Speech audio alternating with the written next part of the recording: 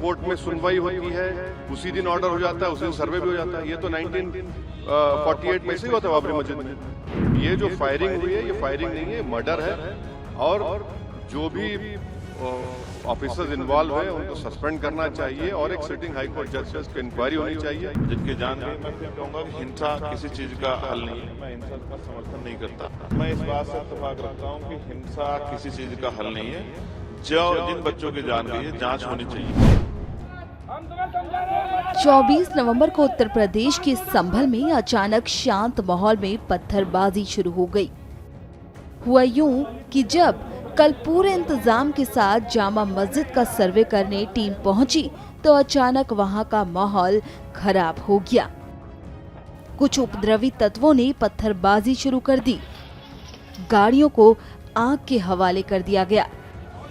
ऐसे में police force पूरी सुरक्षा के साथ उनको समझाती भी दिखी।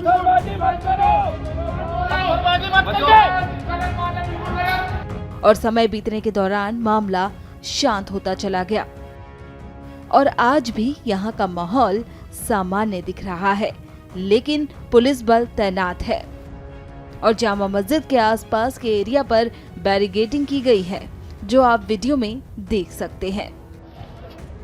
वहीं कल उप मुख्यमंत्री केशव प्रसाद मौर्य ने इस घटना पर सख्त कार्यवाही के आदेश की बात की थी। यहाँ पर कोर्ट की तरफ से बगैर मस्जिद के जिम्मेदारों को, कमेटी को सुने उन्होंने एक एक्स पार्टी ऑर्डर पास कर दिया, वो गलत है।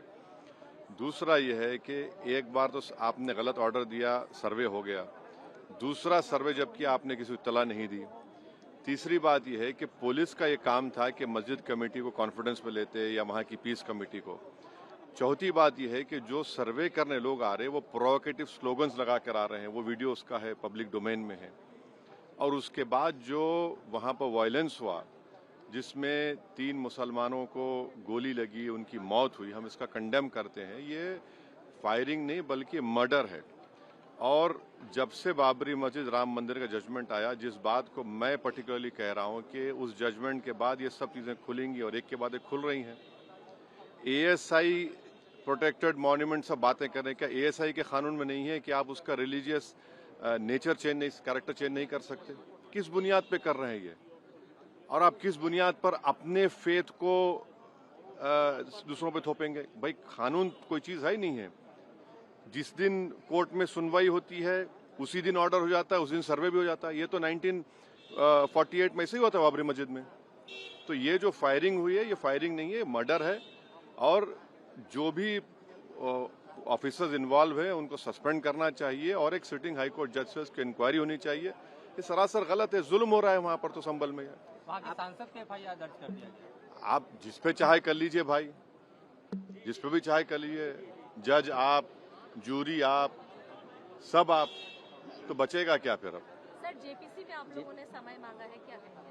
जी, जैसा अभी आपने हमारे डेलीगेशन तरफ से बोला गया है, मैं उसको रिपीट करना नहीं चाहता। मगर स्पीकर साहब ने बड़ी इत्मीनान से हमारी पूरी जितने मेंबर्स 11 नॉन BJP MPs गए थे उनकी बात को सुना। वो बोले कि इसके ऊपर कंसिडर करेंगे और हमको उम्मीद है कि ऑनरेबल स्पीकर साहब इसका टेन्योर बढ़ाएंगे, क्योंकि आप देखिए बंगाल नहीं गई कमेटी, बिहार हम लोग नहीं गए, उत्तर प्रदेश में शिया वक्फ की प्रॉपर्टीज को हमने नहीं देखा। तो ऐसे कई, दिल्ली के मंत्री को बुलाना है, ऐसे कई स्टेट्स है जहां पर कमेटी को जाना चाहिए। वो स्टेक होल्डर्स हैं, उनकी बात को सुनना बहुत जरूरी है। और हिंसा किसी चीज का हल नहीं है। मैं हिंसा का समर्थन नहीं करता, लेकिन हर हिंसा के पीछे कोई ना कोई रीजन रहता है, कोई कारण रहता है। उस कारण को जानना भी बहुत जरूरी है। और जिस तरह से लगातार कभी किसी धार्मिक स्थल पे, कभी किसी धार्मिक स्थल पे बार बार जो है अपना आधिपत्य दिखाने की और उसको उसके साथ जो है उसको अपने हिस्से में लेने की जो एक कवायद चल रही है, ये देश के लिए अच्छी नहीं है। देश में नफरत फैलाएगी, नुकसान करेगी। आप ये समझिए कि जब वर्शिप एक्ट 1919 है और वो ये कहता है कि 15 अगस्त 1947 को जो धार्मिक स्थल जिस स्थिति में था वैसे ही रहेगा, और बाबरी के बाद इसका ये हो भी गया था। तो अब ये नया नया रोज कभी ज्ञानवापी, कभी बनारस, कभी जो है संभल, ये सब करके जो है मुझे ऐसा लगता है कि बुनियादी मुद्दों से ध्यान हटाना चाहते हैं। लगता है सर अखिलेश यादव ने जो कहा कि एक बार सर्वे हुआ था तो दोबारा सर्वे की क्या जरूरत थी, पुलिस की कमी है, सरकार पर आरोप मढ़े जा रहे हैं, आप इससे इत्तेफाक रखते हैं? मैं इस बात से इत्तेफाक रखता हूं कि हिंसा किसी चीज का हल नहीं है।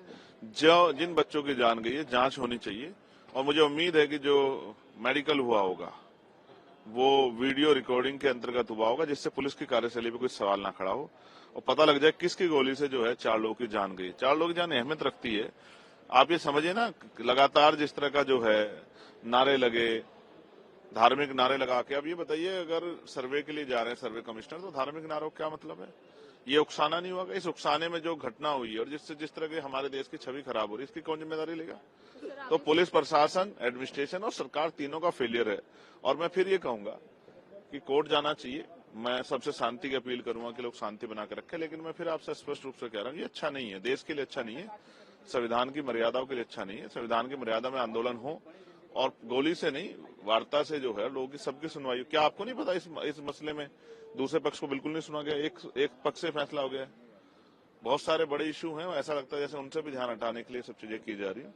इनमें ईवीएम भी केंद्रित है, इनमें चुनाव में जो उत्तर प्रदेश में जो लोकतंत्र की हत्या वो भी केंद्रित है, और अडानी का भी मामला है। कहीं ऐसे मामले लगता है कि शायद उनसे भी ध्यान हटाने की कोशिश हो सकती है।